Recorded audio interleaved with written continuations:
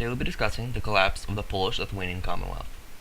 As context, the Polish-Lithuanian Commonwealth was a union of the Grand Duchy of Lithuania and the Kingdom of Poland. This kingdom was created with the Union of Ludwig. Lithuania had already been in a personal union with the Kingdom of Poland when the Queen of Poland, Hedwig, and the Grand Duke of Lithuania, Jolung, got married.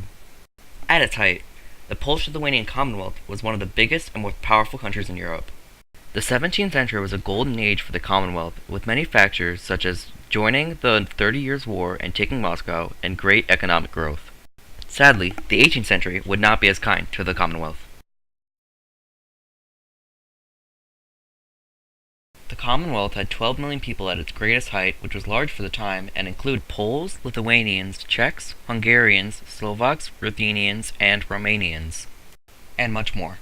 With this multi-ethnic empire, it was very hard to govern, but with the help of the Polish-Lithuanian government, they had a very laid-back policy on religious and cultural differences. Their religious tolerance was unparalleled in the countries at the time, although it can be seen that the Commonwealth had no choice but to make this religious tolerance in order to keep their empire. The collapse of the Gillian dynasty disrupted the fragile balance in the government. This balance was the Senate and the Parliament. They also elected a king. The election for the king was not by the common people though, it was only by nobles. Reforms also became a problem, as they wouldn't reform and the army became outdated. There were numerous rebellions to push reforms, but when the reforms actually came through, it was too late.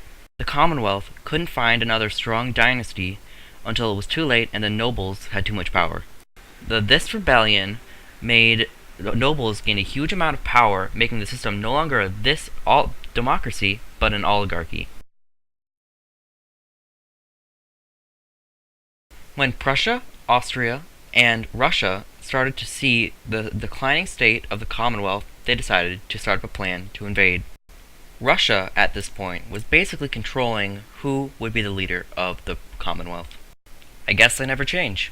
Several agreements were drafted and signed, dividing the land, shown in this image. Although the Russians signed a separate treaty in St. Petersburg than what the Austrians and Prussians signed. The aftermath of these wars showed that the Commonwealth was no longer a strong power and would soon be divided.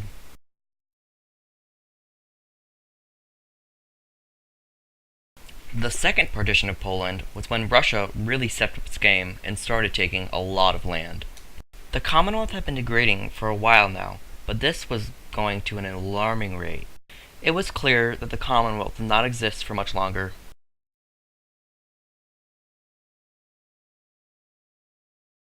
After the first two partitions of Poland, the King of Poland started doing major reforms on their system, but at this point, it was way too late. They even made a constitutional monarchy, which destroyed their oligarchy, as previously stated.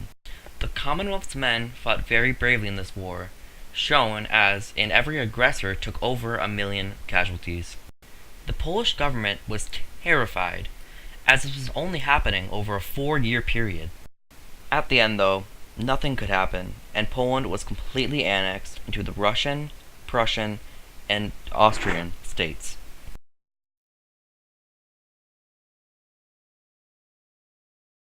In conclusion, the end of the Polish-Lithuanian Commonwealth showed the end of coexistence between a lot of races. In conclusion, the end of this union ended a state of coexistence between a lot of different people groups, especially the Jews.